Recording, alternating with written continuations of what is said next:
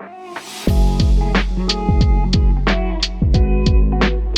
up, everybody? This is Kate Limited, and today we are back with episode 12 of Spill the Tearal, a JRPG podcast where we go over some JRPG news, releases, mechanics, what I've been playing, want to play, and more.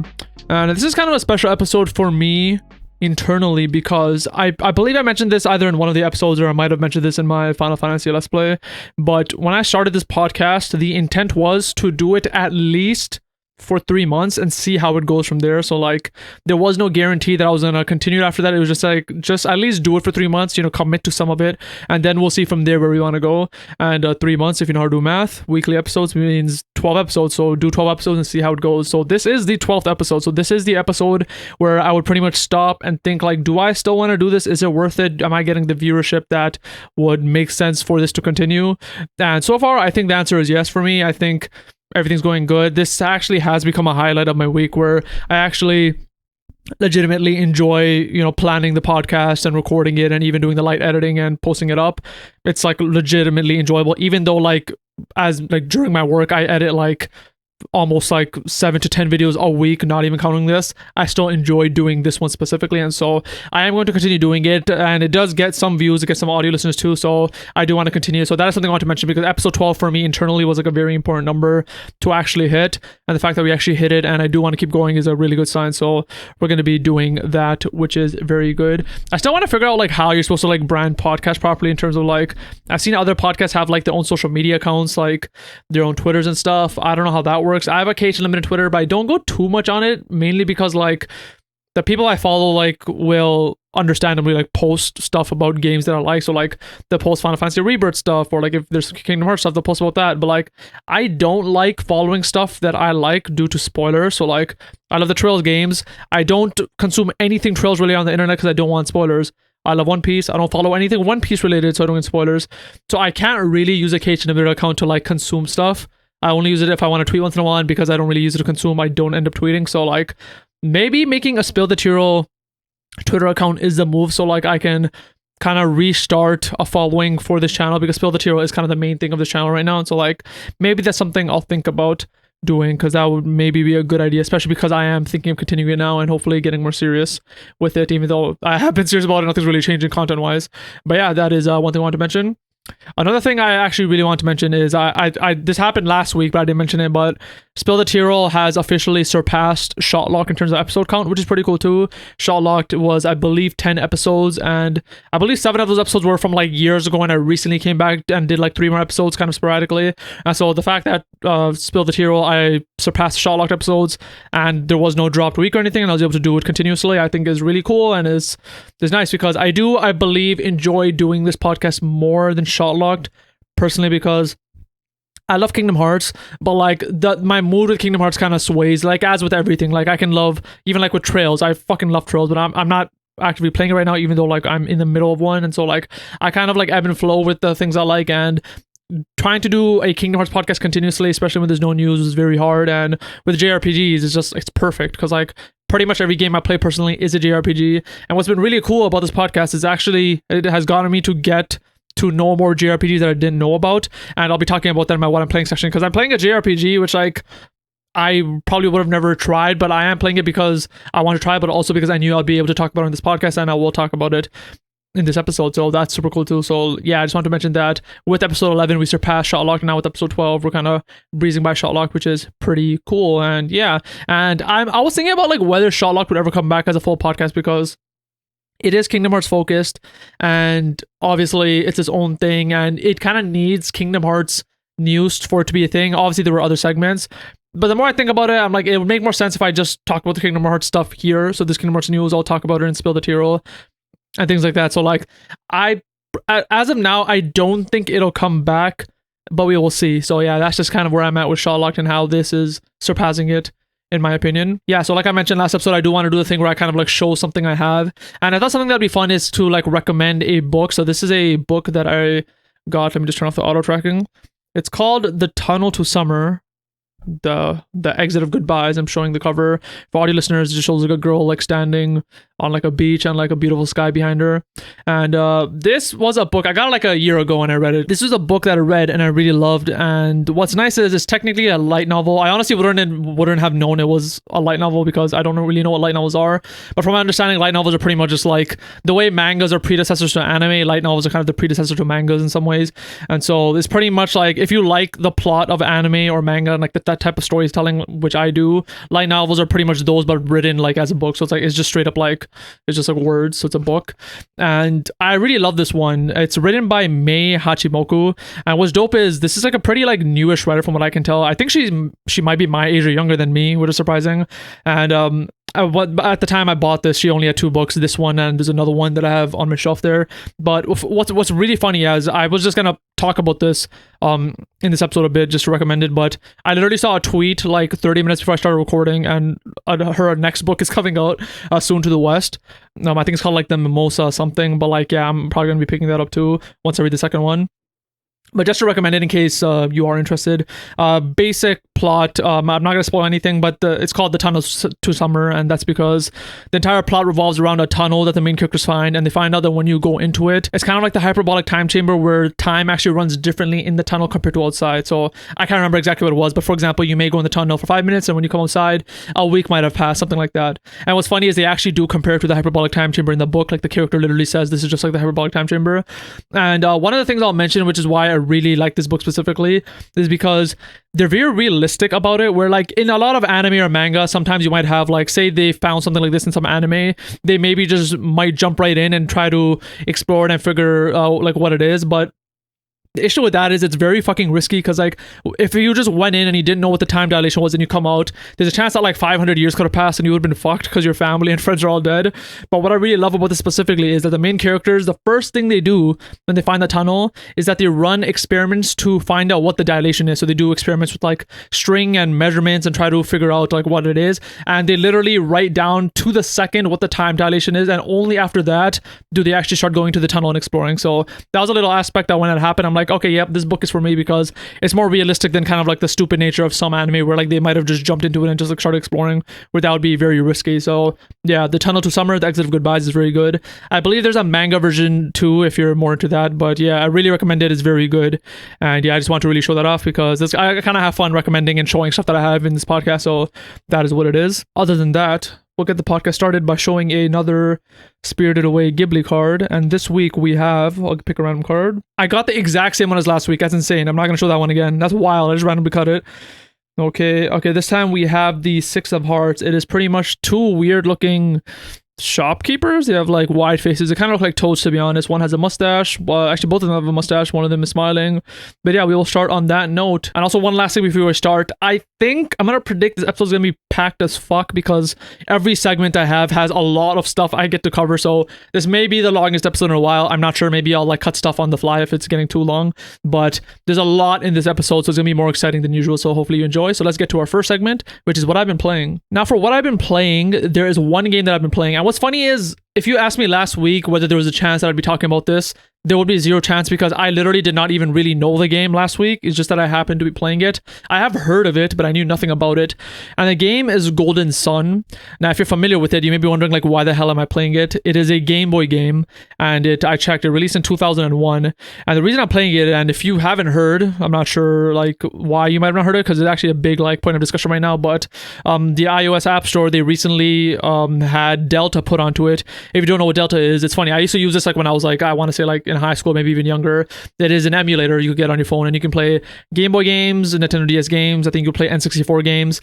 And because there's been like a lot of legal changes with the App Store, Delta was able to be put onto the App Store, and now so you could legally emulate Nintendo games now on it, so which is awesome. So before I used to have to jailbreak my phone. I remember the first time and the only time I played Pokemon Emerald, which is my favorite Pokemon game, was through Delta when I was in high school. I just played the entire thing on my iPhone, so it was kind of cool seeing that I can just get it like legally very easily without having to jailbreak anything. So I got Delta, and when I got it, usually what I did with emulators, like when I was younger, is I used to play Pokemon. That was like the only thing I played, because any other game of the era I wasn't really interested in. But at this point, I know that I like JRPGs, so I googled JRPGs on the Game Boy. I saw Golden Sun, and Golden Sun was a game that I've heard about. Like, I've heard the name, but I literally don't know anything else about it. And so I looked into it. Apparently, there's 2 games on the Game Boy, 1 game on the DS. So I'm like, it's like a trilogy, probably doesn't seem too long. So I'm like, let me try it out. I got the first Golden Sun. It's on the Game Boy. I downloaded it through certain means. I'm not sure how I downloaded it. Just ended up in my iPhone legally, I'm gonna say that. And it's a really good game. So I played it. I don't know how long exactly I played it, because I play it like here and there. I want to say between 2 to 4 hours, maybe even a bit more.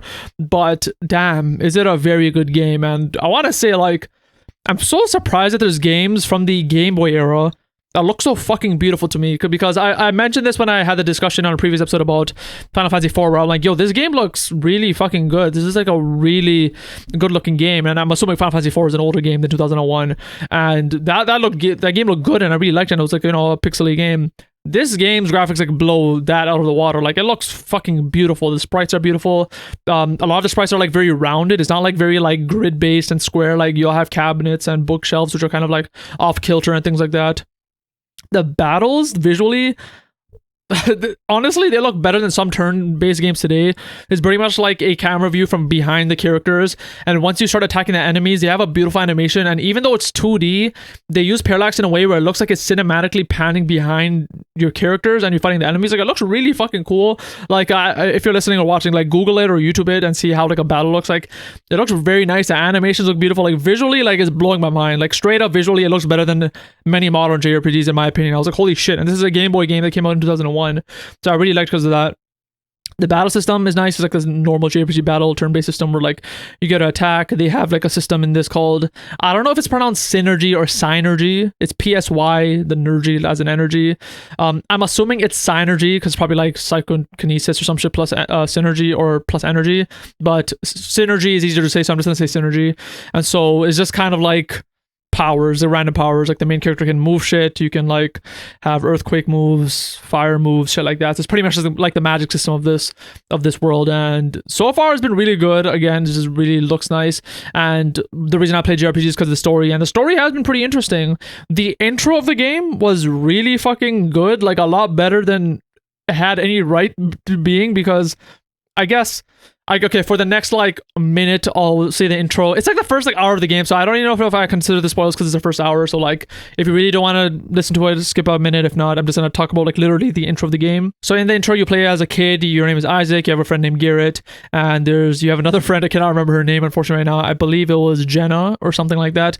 And pretty much the whole intro is you're trying to like get to safety because there's a volcano or something in this town, and a boulder is about to fall off it and kind of like, you know, like crush you or something. And so you're trying to escape, and while you're escaping, you find out Jenna and a lot of people are huddled around her house because Jenna's little brother Felix is in the river. He's stuck and he's holding on and he's about to drown, and the boulder's gonna maybe come and like hit them.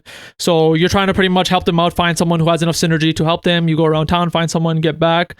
But as you get back and try to help them, a boulder comes, crushes everyone that was on the bridge and Felix, and they all just like die. And then like a time skips to like a bit more in the future and you're slightly older, and that's how the game begins. So when that intro happened, I was like, holy fuck, this is so much more serious than I thought. Because I'm like, yeah, this is like a Game Boy game. It's gonna be like fun, yeah, whatever. But when I started like that, I'm like, okay, they're serious. Like, straight up just started with like, yeah, like people died. I believe Jenna's parents are dead. Like, she's just kind of like an orphan now. She lives with her grandparents. I'm like, that's a pretty cool intro. And I was hooked since then. And since then, I played a bit more. I explored the town, did a few more plot things there of like visiting the volcano. I believe it's called the Soul Sanctum or something, which like the game is about like alchemy and like the truth behind alchemy, which I love because I love Full Metal Alchemist. So like there's a plot with that. You're now like kind of exploring the town because you fucked up the world by exploring the Soul Sanctum. And so I'm already in the second town, and I believe I'm done the plot of the second town too, so I have to go somewhere else too. And so yeah, it's been really nice. It is an older game, so I actually had to like, when I left the first town and I was in the overworld, I did have to Google after a while, like, where the fuck do I have to go? Because games like this that have overworlds, like, it's kind of confusing where you can go, because like you can go so much places. So like I had to go to a certain town, and I had gotten to the town, I just didn't know what to do, but there was like 3 other like or 4 other locations that I could have also gone to, which I didn't know like which location was the right one. So I just Googled and I found out what town I had to go to. And yeah, just like overall, I'm not really a fan of overworlds in games. That's like a thing that like whenever I see, I'm like, I don't really like that. But that is like a sign of like past games, and that's not really done that much anymore. But like, yeah, when I got to the overworld, I was like, I don't really like this that much, but like, it was fine. It wasn't that hard to get to the next location. But yeah, I just really like Golden Sun. I'm not even sure there's anything else to say. I really just want to mention the visuals, because the visuals are really beautiful. I'm just looking at my notes if there's anything else cool. I guess one more thing I can mention, which is like a small like mechanic thing, which I really like, because I saw this game do it, and for some reason I've never seen any other JRPG that I've played do it, which is it's weird because it's a quality of life thing. And the reason it's weird is because usually when I go to a past JRPG, they are like the opposite of quality of life. It's just like annoying to play them usually. But this is a quality of life thing that I wish like modern games had, which maybe they do have and I don't know. And that is, I was in a store and I bought a sword for my main character. And usually everyone knows this loop where you buy a sword, you then usually have to get out, put it on your character, and then you have to go back to the store and you can sell your old one. And usually what ends up happening is that like games usually have the option that it auto equips your main character, which I like. But usually what ends up happening is that you got to sell your weapon manually, or what I do is I usually just forget to sell it, and then I just sell it at some point in the game when I need money. What this game did is that the store owner's like, hey, here's a sword. He's like, should I switch it for you? You say, yeah. Then he's like, oh, your old sword. I can buy it off you for like 500 gold. Do you want to sell it to me right now? You press yes, and it's done. Everything is automated. So like when you buy a weapon, you get it automatically. It equips it if you want it, and automatically you can sell your old weapon if you want it. It's such a cool little feature where I'm like, why the fuck aren't games doing that now? Like, I would love that. And yeah, when I saw that, I'm like, hell yes. And yeah, it works with every party member, like with armor, what have you. Was like, when I saw that feature, I was like, hell yeah, that's something I hopefully can see more in future JRPGs, but I just don't think I've ever seen that in any other modern JRPG that I've played. So that was like a small thing that I noticed where I'm like, yeah, Golden Sun is like a very good game, which with a lot of modern mechanics I don't really see in modern times. But yeah, that's the only game that I've been playing. Like I mentioned last week, I beat Crisis Core, and I still have not played Final Fantasy VII Remake since I've last played it. So hopefully I'll play that more and talk about that next week. But I think I will be playing more Golden Sun, because the best part is it's on my phone, so I can just play whenever I want. It's literally the way to play with the least resistance. I would say the one with most resistance is like PC, where you have to kind of get onto your PC in your chair. One better, more convenient is like a console, because you could kind of sit on your couch. One better is like a handheld console, like a Switch or like a Portal or a Steam Deck. But the best one is your phone, because like you can literally pull that out anytime. Like I'm okay with just like pulling out and playing Golden Sun for like 20 minutes and putting it away, whereas I probably won't do that with my PS5. So I'll probably be playing some more Golden Sun before next week too, and talking about it more there. But yeah, that's pretty much what I've been playing, and from there we'll move on to our next segment, which is a JRPG that I'm looking forward to. Now, the JRPG that I'm looking forward to that I think is pretty dope. Now, what's funny is I've been seeing this game in my YouTube recommended a lot. Like, I've seen videos talking about it, and I was seeing it so much where I'm like, okay, what the fuck is this game? And this game is called Wuthering Waves. And what's funny is the more I look into it, I think this is probably a game that I probably would have seen on like an Instagram ad. For those curious, like the way I found out about Genshin Impact, the way I found out about Tower of Fantasy, the way I found out about Honkai Star Rail, they were all from like Instagram ads. So I kind of have this thing where like whenever I see like an anime type game from an Instagram ad, I'm like, okay, it's probably like a Genshin Impact-esque game. And I'm assuming this is the type of game that it would be like that I would see an Instagram ad on, because it is very much like Genshin Impact. It's a beautiful looking game. If you Google Wuthering Waves and look at some gameplay, like it looks just like Genshin Impact, like visually, also animation wise, the amount of polish it has too, it looks like Genshin Impact 2, which I think Genshin Impact is probably one of the more polished games that I've seen. And so this is a JRPG I'm looking forward to, because it honestly looks cool to me and something that I would love to try. And I'm assuming it's like Genshin Impact, where it'd be like free, because it's coming out on mobile, PS5 and PS4. And I have the logline here of the plot, which I'll read really quick, which is: the story in Wuthering Waves is set after the calamity known as the Calamant raised the world of almost all human life. Desperate to survive, the survivors forged uneasy alliances to rebuild some semblance of civilization from its ruins. And I got that from game8.co. And so the plot seems pretty, standard JRPG plot, but it seems pretty cool, because honestly, like Genshin Impact, I like the game. I just fell off at some point, because I remember me and my brother were playing it for the sole purpose of unlocking co-op so we could play together. And then when we finally got there and found out the co-op is kind of shit in Genshin, we kind of fell off, even though I know the Genshin game is good. And at some point when I want to get back, Genshin was just so deep into its plot and updates where like I was just very confused when I was trying to play it, so I kind of fell off. Tower of Fantasy, when that came out, I tried playing it. I actually really liked it. I really liked the characters, like right out the bat, the kind of female character that's there and like the entire town. I really like their personalities and I really enjoy the setting. and I really liked the environment too, but the issue was like it was a very broken game. Like it was very like rough feeling. It was not polished like Genshin. I was playing it on my phone. I tried attaching a controller and that worked, but like some things wouldn't work. So if I want to talk to some people, X wouldn't work and I would have to press the screen even though I'm using the controller. So like it would be very little weird things like that. And at some point it was buggy enough where I said I would wait for it. And flash forward, Tower of Fantasy did come out on PlayStation, but I think people said it was still broken, so I just still haven't played it again. And now we have Wuthering Waves, which apparently is kind of similar. One thing that I like about Wuthering Waves, which is not like Tower Fantasy, is, at least based on the trailers, it looks polished. Like it doesn't look like rough as Tower Fantasy did. It looks legit, like pretty much like what I imagine Genshin Impact to look like. It looks a lot more like I believe it's Zenless Zone Zero, like the more like urban game where like you have characters, like one of the characters of the gameplay I watched was using pistols and it was very fast-paced combat. You can switch on the fly with characters to fight. Now they're fighting like multiple wolves. It looked really cool visually. It's really nice gameplay-wise. It looks really fun. The environments look nice and vibrant and like they look like they're fun to explore. In the gameplay, they were also doing this cool maneuver to move around, which is like this air grapple thing. It was very similar to in Monster Hunter Rise, I believe. You kind of have this mechanic where you can kind of grapple the air and then kind of like just keep grappling like that. And so I saw that in this gameplay where like, yeah, the characters were just straight up grappling onto the air and pulling themselves forward. So I'm assuming that's a way that you can traverse in this game, which was very nice. And yeah, that's pretty much all that I have to mention. In terms of like UI, it looks like pretty simple. There's like a mini map and it looked very Genshin Impact-y. There's a mini map. There was like the 3 characters on the right, which is like the party members. And the UI I would say could use a bit more tuning up. It looked very mobile-y where like the text font was very basic. What's weird is like, so usually mobile games have like large UI because you're playing on your phone, but there was some UI that was very huge, understandably because it's a mobile game, but some that was small. So like when they're in the pause menu, a lot of the text was very big, so I'm like, yeah, this is clearly a mobile game. But when they're in the gameplay mode, the mini map was like very fucking small. And I mean like very small. Like if I was playing like even like on a big phone, like I have a iPhone 15 Pro Max, like if I was playing on this, a mini map would probably be like half an inch big on a big phone, which is pretty tiny. And so like on a smaller phone, like the mini map would be like almost useless. So I thought that was funny how some of the UI elements of the game looked very small while some looked very big. And it wasn't clear what platform they were playing it on, but that didn't really matter because some UI elements were big and some were small. So hopefully the UI gets a bit more tuning up. But yeah, that is a game that is coming out on mobile, PS5, PS4. It is not out yet.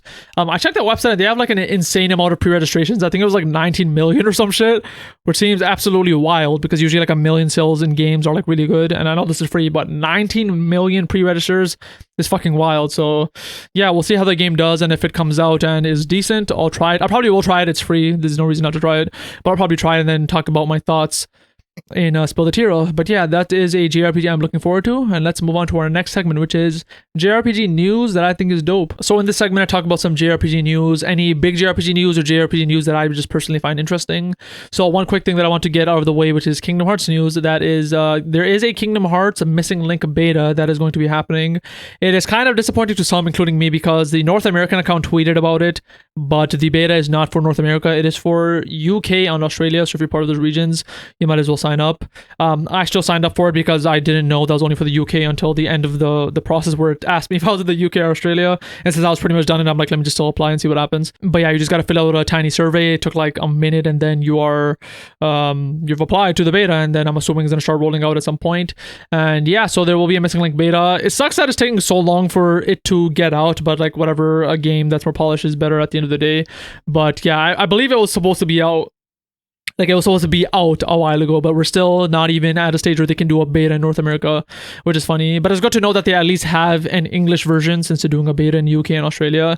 So it'll be cool to see if there's anything that comes out of that. I'm not sure how it works in terms of like footage capturing, if that's allowed if you're a beta tester. I don't think it was allowed in the Japanese one. I'm not sure if it'll be different here, but whatever comes out of it, I'll probably cover it on this podcast. So yeah, that was the first piece of news. Secondly, there is a game that I want to talk about. This is like, I saw it like as a news story. I thought it looked kind of cool, which is called Adventure Bar Story, which is now available worldwide for PS5 and PS4, and it launches April 25th for Switch and May 9th for PC. Now, this is a mobile game, so like, when I saw that it was a mobile game, I'm okay, let me see. It's probably just some like gacha type game, which to be fair, it is. But the thing that surprised me is, at least like from these screenshots I'm looking at, it looks a lot more like a JRPG than I thought. It honestly looks like, it honestly looks like a Game Boy game. Like when you look at the screenshots, it literally looks like a Game Boy emulator, where like the art looks very much like sprite art from back in the day. There's like proper like combat, grid-based combat, like a strategy JRPG. There is a D-pad to move around. There are like stores you can buy stuff from. Like, this does not look like a mobile game in any way, to the point where I would have to look into it more, but I don't know if this is actually like a new mobile game or if this is just like a remake of an old game that someone's making, because this does not look like a modern mobile game at all.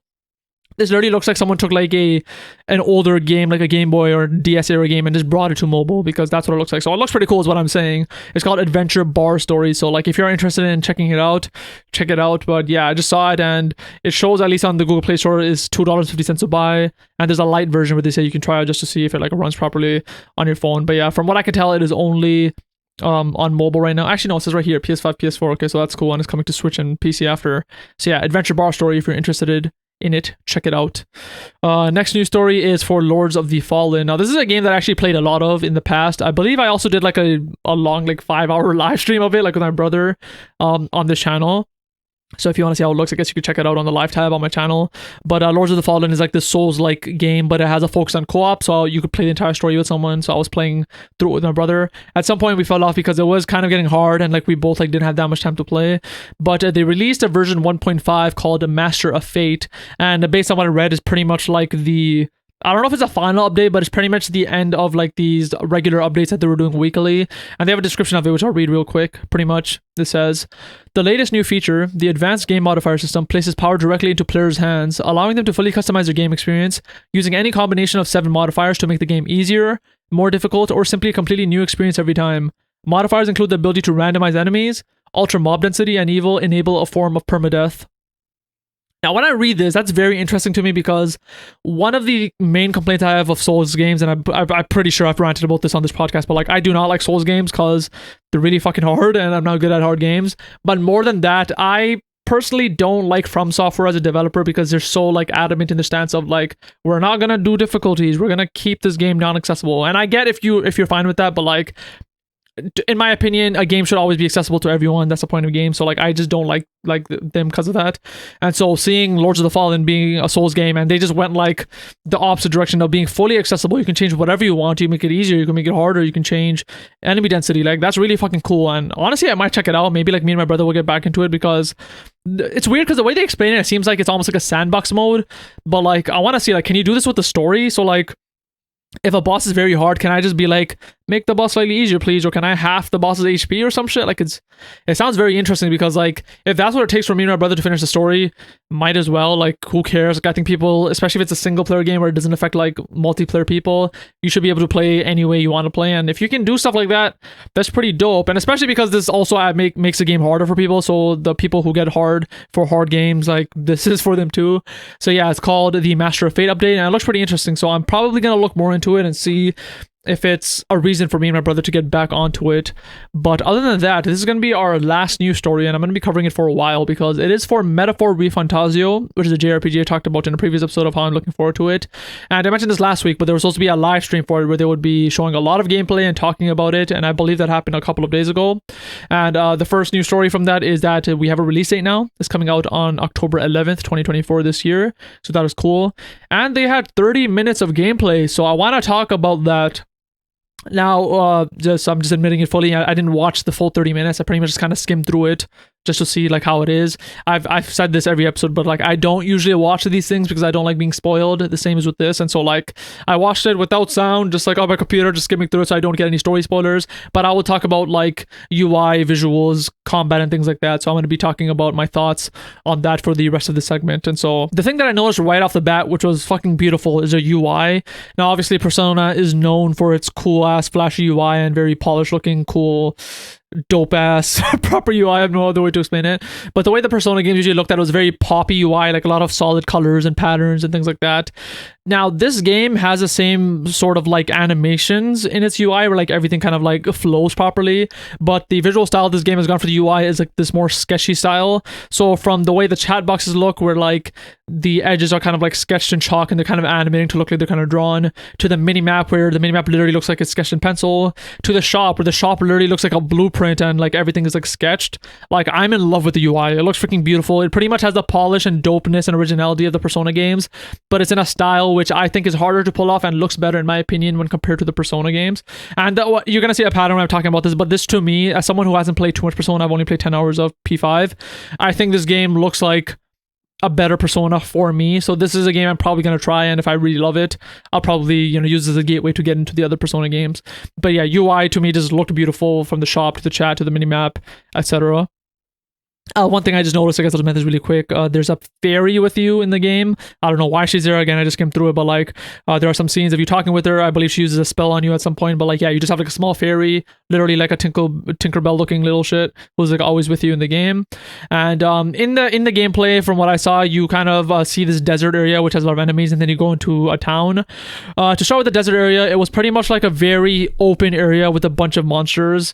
Honestly, I didn't really like how this looked, at least from what I saw, because it pretty much looked like a boring big open space to fight bad guys, which I don't really like in JRPGs. So it was a desert area. It was very freaking windy and sandy, so you literally could not see anything. You could just see the silhouettes of monsters, and you pretty much just had to get by the monsters, and if you touch one of them, you'd have to fight them. And that's what that was. And I believe at some point in the gameplay, something happens where you can see in the desert, it stops being windy. But even then, it's like desert areas in games aren't really that fun ever, and like same with this, it just looks very empty. There's a lot of monsters, and yeah, that's how it looked like. Obviously, there can be things that you can do. I'm not sure, because it's a short gameplay demo, and I'm sure they might have shown stuff that I didn't see. But from what I saw from skimming around, like it just looked like a desert area with a lot of monsters, which I wasn't a big fan of. I vastly much prefer like the trails method, where like the way their monsters are is pretty much between towns, and between towns you have a lot of paths to kind of go through and explore to get to towns. It's less open areas and more like specific valleys and paths you get to explore. So again, this game could have that. I'm literally basing it off the one area I saw, but if it just is a big open area, I'm not really a fan of that, which is just something I noticed.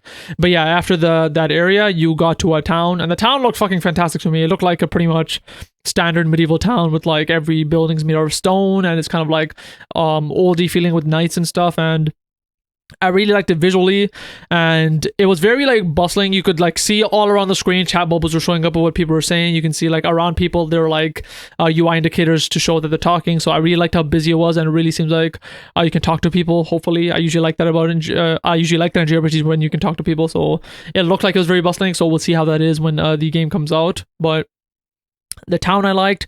They showed the entire map. They showed that you can go and fast travel to other parts of the map.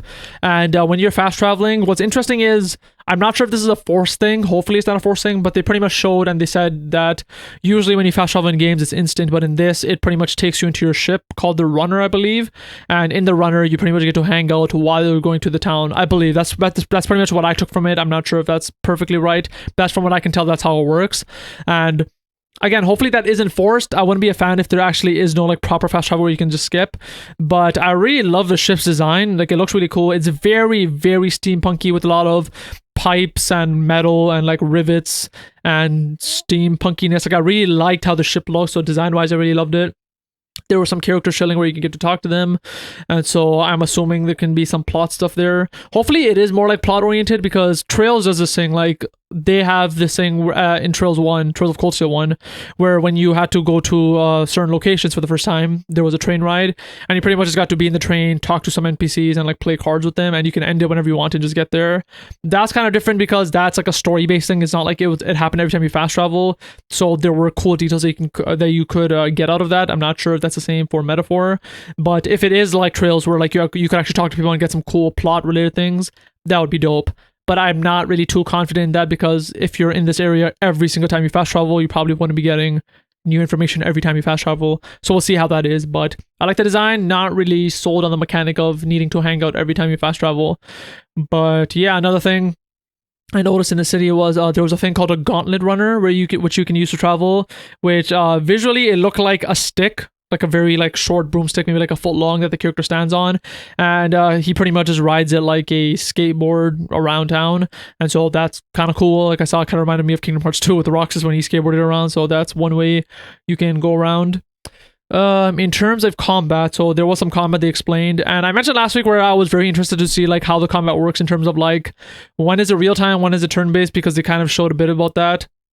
And from what I can tell from the gameplay demo, it does seem pretty much exactly what I mentioned last week about how it works in Trails, where like you can pretty much kill enemies immediately if they're a lot weaker than you, which is just like how Trails works, and it doesn't go into a turn-based state. And if they are stronger, you can hit them a few times, and then it actually goes into a proper turn-based battle. So that's kind of what I noticed. And the combat is pretty much like a standard turn-based combat. I'm assuming it's a lot like Persona. I'm not really familiar with Persona, but one thing that I thought was interesting, and this reminded me a bit about Persona, which is that you can transform into like this monster-like state.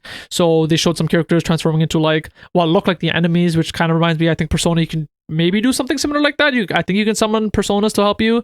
And so, yeah, I believe they called it archetypes. You're able to transform into them and you can become these monsters and then fight as them too. So I think that was one of the main things they were showing with the combat that I noticed.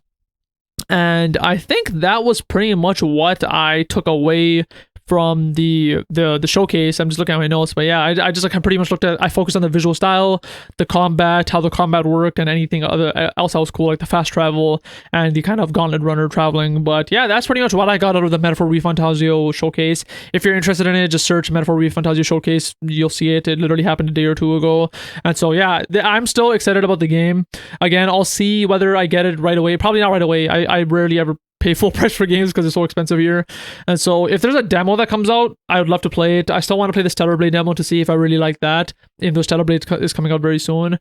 But yeah, that was the last news story, and from here we'll go on to the next segment, which is JRPGs that are releasing this week. Now, for this week of JRPGs that are releasing this week, there are so many JRPGs. It's funny because usually there's like about maybe 3 or 4 JRPGs that are released in a week, and last week there were 0 JRPGs, and the last couple of weeks have been kind of empty in terms of JRPGs that are releasing.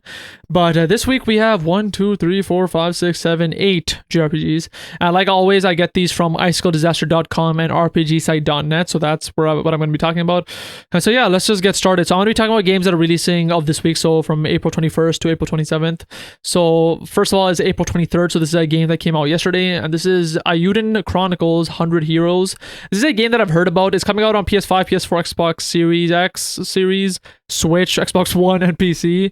And I took a look into it. This looks pretty much like a classic JRPG. The characters are sprites. The environment is 3D. It looks very much like a PS3 era JRPG, but it looks cool, honestly. And I remember I believe this is a game that I also have in my PS5 wish list, like a game from the series. It wasn't this one, but yeah, it looks really good. I'm not gonna go too deep into all these games because there's so many that I have to cover. But Ayuden Chronicles, yeah, came out on April 23rd. The next game that comes out tomorrow on April 25th is Megaton Musashi W Wired. This is a game that I actually have already talking about in a previous episode. It is this pretty much mecha game, and I talked about how I really like the mecha designs where they're a bit more cartoony looking than Gundams, but I thought they were very original and looked very cool. I mentioned that the gameplay wasn't really to my taste. I'm looking at some gameplay right now where it looks kind of like how mecha games usually look like. They're not like really my thing, but yeah, if you're interested in mecha games, Megaton Musashi Wired, yeah, it's coming out tomorrow, April 25th on PS5, PS4, Switch, and PC. And we have another game coming out on April 25th, which is Saga Emerald Beyond, coming out on PS5, PS4, Switch, PC, iOS and Android. What?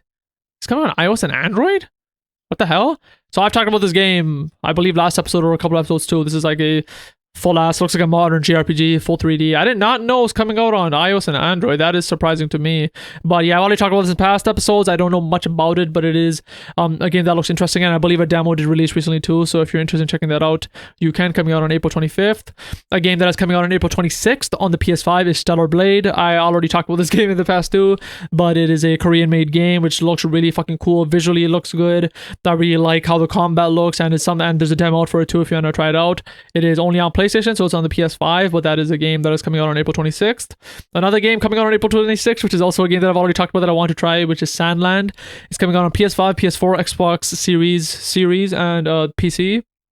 And this is obviously the game designed by Akira Toriyama. This is based on one of his manga. I believe they have a movie coming out, or that's come out already, and so this is kind of like the game version of that, I assume. I mentioned this, but visually it looks amazing. I played the demo for like 20 minutes and I thought it was cool. It's not my type of style where it's mostly vehicle combat. There is some like hand-to-hand combat too, but again, this is a game that I said that I'd probably try once like it's on sale or something, because visually it looks like amazingly, probably one of the best games I've seen visually, because it's stylized so nicely in Akira Toriyama style. But That is a game that is coming out on April 26th. And the last 3 games, I'm just going to say them all at once, all coming out on April 26th, and they're all from the Class of Heroes series. So on the PS5 and Switch are Class of Heroes 1 and 2 Complete Edition, and on PC on the 26th of April, you have Class of Heroes Anniversary Edition and Class of Heroes 2G Remastered. And based on what I see from Steam, for Class of Heroes 1 and 2 Complete Edition, it is pretty much like a classic looking JRPG. It's a type of gameplay where like when you're in battles, it's in first person, so it's like that type of JRPG, which I don't know what the name of that is. I've noticed that in like older JRPGs where like you don't see yourself in first person, you usually have like 3 enemies on the screen and you fight them. It looks like that type of game, but I've never tried it. It's very anime looking, but yeah, that is also coming out on April 26th along with a lot of other games from that series. It's very classic looking, like the sprites are very anime-like, and it's the type of battle style as I talked about. But yeah, those are all the games that are coming out this week. A lot of games. Very surprised that Stellar Blade and Sandlot are coming out on the same day, because I've literally have had segments dedicated to each of them saying how I'm very excited to play them. So yeah, those are all the games that are releasing this week. And from here, we'll move on to the next segment, which is a JRPG mechanic that I think is dope. Now, for this week, what JRPG mechanic do I want to talk about? I kind of want to rename this segment because I even though I call it JRPG mechanic, they're not like really mechanics that I talk about sometimes. Like sometimes it's like story tropes, sometimes it's like character type things, and in this time it's like an aspect of JRPGs that I've noticed.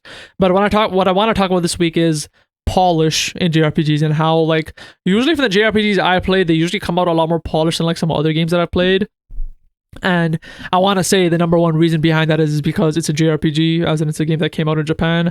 And usually how most JRPGs work is that they come out in Japan first, and like some point later they come to the West. And because of that, the games obviously have a chance to become more polished, because we're technically not getting them at launch from when they were being finished developing. So yeah, I just really appreciate that. Like I'm trying to think, like I can't legitimately think about any JRPG that I've played that has been buggy, really.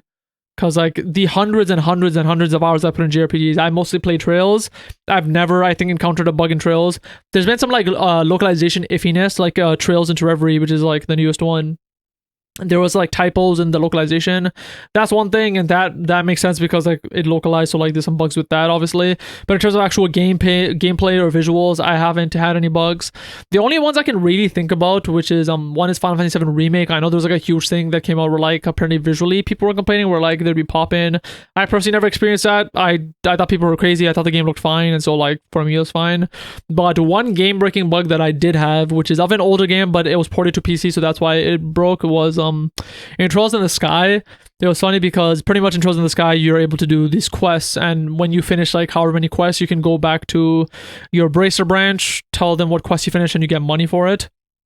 Apparently there was a quest where in the quest name there was a special character that kept on crashing the game.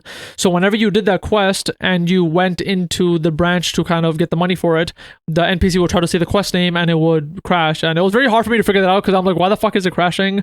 And I was very lucky where I had a save, I believe, before that happened. I forgot what I got around it in a specific way. I either had a save before I did that quest, so I didn't do that quest and I was fine, or I think what I might have done is that I actually didn't have a save, and what I did was I finished enough quests where like that quest was like buried down in a list where like they wouldn't read the name specifically, and because of that the character wouldn't show up, and because of that I was able to get the money for it and it was fine. I think it was the second one, because I remember like it'd take me a while to figure out how to get past that bug. But yeah, it was from Trolls in the Sky, and it was just a PC version, because I'm assuming there was something weird with the PC version, because I had already played the game on the PSP in the past and it was fine there. So yeah, that was like the only JRPG bug, and that's a very specific like port bug, which like isn't really specific to JRPGs. But when I think about like Trails games, Kingdom Hearts games, Final Fantasy games, I legitimately cannot think of any like legit bug that I've experienced. Like the only like modern game that I can think of that I've had like proper bugs in was like Spider-Man 2, that had like a lot of like bugs where I like literally had to restart the game, or there'd be very weird visual bugs where like I'm riding a bicycle as Peter Parker and he just starts glitching through the ground, or Miles Morales is literally having a seizure on the street, or like bugs where like I honestly have never noticed in a JRPG. So yeah, I just really want to talk about how like I personally, from my experience, have noticed that JRPGs have been more polished, and you just see this with like games like Genshin Impact or games like that, like the game I talked about earlier in the episode, Wuthering Waves. Like that game looks polished, not just from like a gameplay perspective, but like from a sound mixing perspective, a sound effect perspective, visual perspective, performance perspective. That's actually very important too, because I don't think I've played a JRPG where it like runs like shit, honestly, like personally, because what I like about JRPGs is unlike Western games, they don't really strive for realism, because Western games usually try to get that realistic look, or they try to go for like a visual look that really impresses everyone, where like JRPGs don't do that. They usually try to stylize, and like my favorite game series, Trails, they look fine. Like up until recently, they straight up look like PS3 level JRPGs, and I don't care. I thought it was fine. And because of that, they run well. Like they always run like at 60 FPS smooth. There's like never drops. And so like I like that about JRPGs, that adds with the polishness, because like you're never getting a JRPG that runs like shit. Now, is that always true? Of course not. We'll see with Stellar Blade how that is. I know technically that's not a JRPG, but like that is a game that is like a lot more like better looking than like traditional JRPGs. So maybe that game will run like shit. I'm not sure, but like at least from my experience from the JRPGs I play, they usually perform very well. The sound mixing is usually really good, and like especially like the Genshin Impact type games, their sound design is really fucking good. Like I have like specific memories of playing Honkai Star Rail, where like I would attack and they have like these very good like cinematic sound effects that happen when you use moves. Is very cool.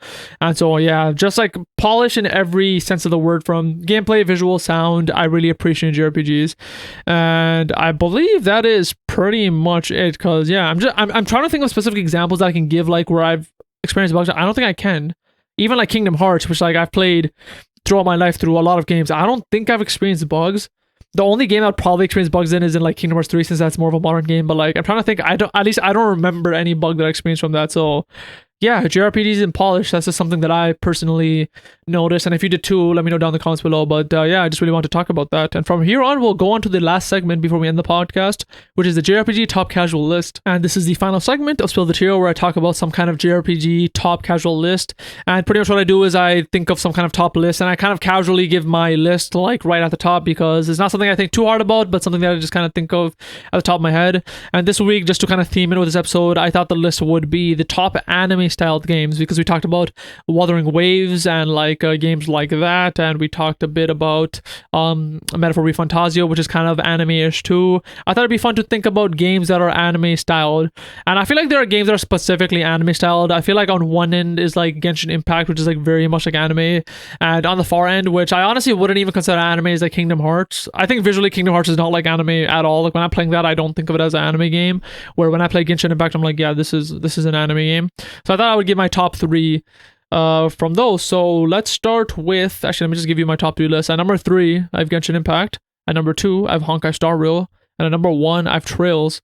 And I don't really have like some games you might expect. Like I don't have Ys, even though Ys technically can be considered an anime game. If you look at the 2D art, it is usually an anime. But I think that the main thing is when I'm playing Ys, I don't ever think of it as an anime, just like from the gameplay perspective and like what I experience in the story and how characters look. I never think about it as an anime. Whereas Trails, which is I put at number 1 on my list, Trails is interesting because I also do not consider that an anime when I'm playing, really. But I can see it is anime. Like from the way a lot of characters look, the way there's a lot of anime tropes in it. Like when you're playing, there will be a lot of moments where you're like, okay, I can see this being like anime-ish. But I would say Trails is just like on the line where like it's not too anime, and I can also see some people saying like it's not that anime either. So at number 2 we had Honkai Star Rail. Honkai Star Rail is like Genshin, where like it is very anime inspired. And the reason I have it above Genshin Impact is because I just enjoyed the game more. I didn't get to play too much into it because I played it on my phone.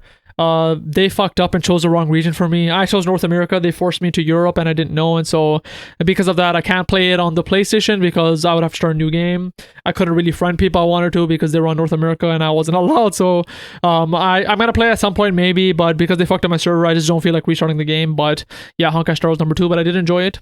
And at number 3 I have Genshin Impact, and honestly the only reason this is on the list is because I did enjoy Genshin Impact, but I legitimately cannot think of another anime style game that I've played, because I play like some JRPGs. I don't play too much, but like Final Fantasy I wouldn't consider an anime style game. Kingdom Hearts I wouldn't consider. Trails already on the list. Ys I don't really consider an anime style game, and so Genshin Impact is one that I enjoyed. It was clearly anime style, so I thought it would fit as number 3 because I literally cannot think of anything else. But yeah, number 3 I had Genshin Impact. Number 2 I have Honkai Star Rail, and at number 1 I have the Trails series. If I had to be specific, Trails of Cold Steel, I enjoy that more. But yeah, that is gonna end episode 12 of Spill the Tearal. Hopefully you enjoyed this episode. Thankfully it wasn't as long as I thought, because I kind of like rushed through as much as I could. Not rush as in like I missed any points, but I didn't want to like stay on any segment too long, because I feel like the sweet spot for this podcast is like 40 to 50 minutes, especially as a solo podcast. Usually I like podcasts to be like an hour and a half, like at least. But that's when like there's like a group of people. But since this podcast is only me for now, I don't think you want to hear me for that long. So 40 to 50 minutes, I think, is something where like if someone's on YouTube, they're like, you know what, let me try that shit. Let me taste that shit. So yeah, that was episode 12. Hopefully you enjoyed it. If you have any comments on anything I talked about, let me know down in the comments below. If you're new to this, consider subscribing. If you don't want to see my face, I have this podcast on audio services. You can find it in my YouTube description, or you can search Spill the Tearal on any audio service, hopefully. And yeah, that'll be it. Hopefully you enjoyed this episode of Spill the Tearal. Hope to see you in episode 13. Peace.